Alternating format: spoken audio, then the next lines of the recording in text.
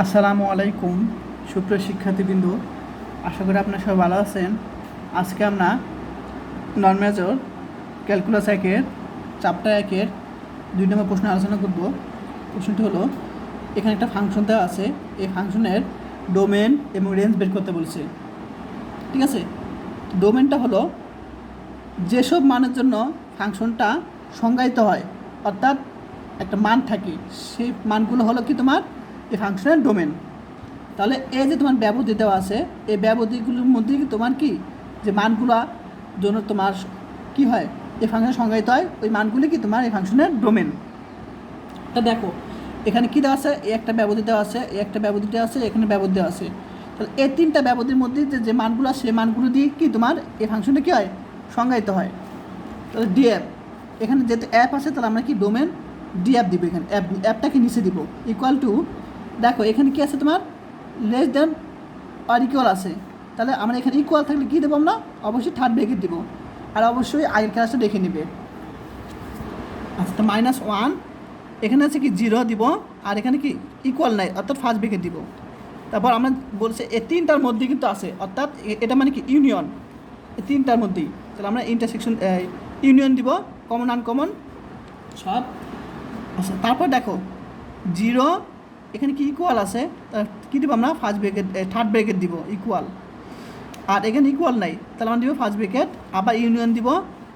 এখানে দেখো 1 থেকে শুরু হয়েছে, এখানে ইকুয়াল আছে নাই তাহলে আমরা ফার্স্ট ব্রেকেট দিব, আর এখান থেকে 1 থেকে শুরু হয়েছে অসীম পর্যন্ত, আর অসীম যদি থাকে মাইনাস ইনফিনিটি বা প্লাস ইনফিনিটি তখন অবশ্যই কি সবসময় ফার্স্ট ব্রেকেট দিব। ক্লিয়ার? আচ্ছা, তারপর আমরা কী করছি এখানে, এ দেখো এই দুইটার মধ্যে আমরা খেয়াল করো সবচেয়ে ছোটো সংখ্যা কোনটা, সবচেয়ে ছোটো সংখ্যা কোনটা -1, আর সবচেয়ে বড় সংখ্যা কোনটা 1। তাহলে এখানে সবার ছোটো সংখ্যা -1, প্রথম যেটা আছে সেই ঘরটা দেখবো, আমরা ফলো করবো -1, আর এটা কি ফার্স্ট ব্রেকেট আছে, আর সবার বড় কোনটা আছে 1, তাহলে আমরা বড় দিকে যাবো 1, তাহলে 1টা কি ফার্স্ট ব্রেকেট আছে, ফার্স্ট ব্রেকেট দিব, ইউনিয়ন এখানে যেটা আছে সেটা আমরা রেখে দিব।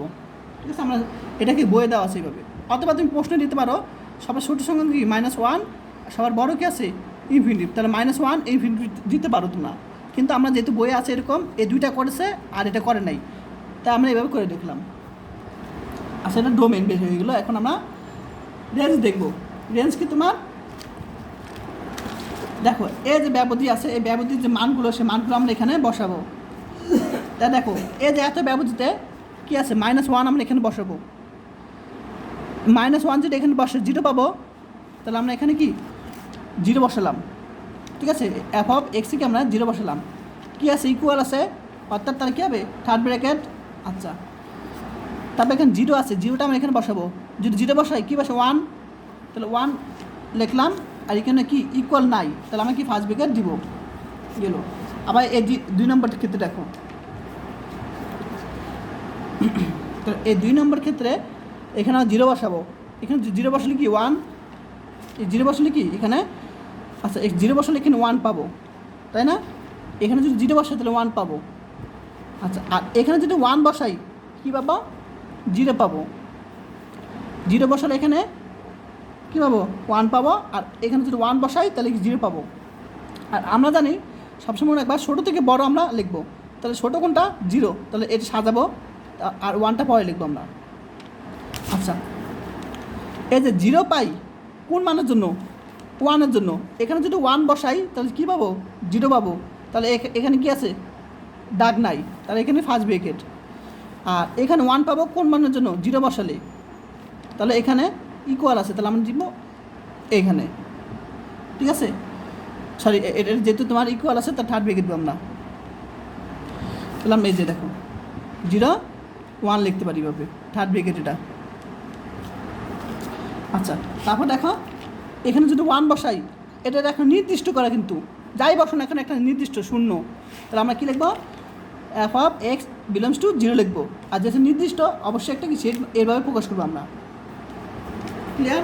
আচ্ছা, এখন আমরা রেঞ্জ বের করবো, আর অ্যাপটা নিচে থাকবে, তাহলে আমরা দেখো এটা লিখবো ইউনিয়ন, এটা লিখবো ইউনিয়ন, এটা লিখবো আমরা। এখন দেখো এগুলোর মধ্যে সবচেয়ে ছোটো সংখ্যা কোনটা 0, তাই না, এগুলো সবচেয়ে ছোটো সংখ্যা 0, তাহলে আমরা 0 বসালাম। আর সবচেয়ে বড় কোনটা? ওয়ান, ওয়ান বসালাম। এখন আমরা ব্যবধি দেখব। দেখো এখন যদি জিরোটা যদি কি হয়, সেকেন্ড ব্র্যাকেট থাকে, অবশ্যই আমরা থার্ড ব্র্যাকেট দিব। ঠিক আছে, সাপোজ মনে করো এখানে কি ফার্স্ট ব্র্যাকেট আছে, এখানে ফার্স্ট ব্র্যাকেট আছে, আর এখানে সেকেন্ড ব্র্যাকেট আছে, তাহলে আমরা কি ওই সেকেন্ড ব্র্যাকেটটাই আমরা কি মানে ফলো করব, অর্থাৎ থার্ড ব্র্যাকেট দিব আমরা। ক্লিয়ার? সেকেন্ড ব্র্যাকেট যেটা থাকলে আমরা কি এখানে থার্ড ব্র্যাকেট মানে যে মানের জন্য থাকবে সেই মানটা কি এখানে থার্ড ব্র্যাকেটটা দিব আমরা। এখানে যদি ফার্স্ট ব্র্যাকেটও থাকে তারপর আমি থার্ড ব্র্যাকেট দিব, কারণ কি এখানে তোমার কি সেকেন্ড ব্র্যাকেট আছে তাই। আর ওয়ান সবার লাস্টে, এখানে ওয়ান কি ফার্স্ট ব্র্যাকেট আছে, এখানে ওয়ান থার্ড ব্র্যাকেট আছে, আমি কোনটা নিব? এটা নিব, কারণ কি সবার লাস্টে যেটি হবে সেটা।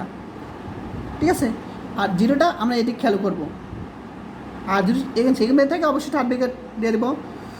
আর দেখার বিষয় না, সেকেন্ড ব্র্যাকেট থাকলে থার্ড ব্র্যাকেট দিব। আর এখানে কি এদিকে সবার লাস্টের দিকে যেটা ওয়ান আছে সেটা কি থার্ড ব্র্যাকেট দিব। তাহলে 0 1 এটা হলো অ্যান্সার।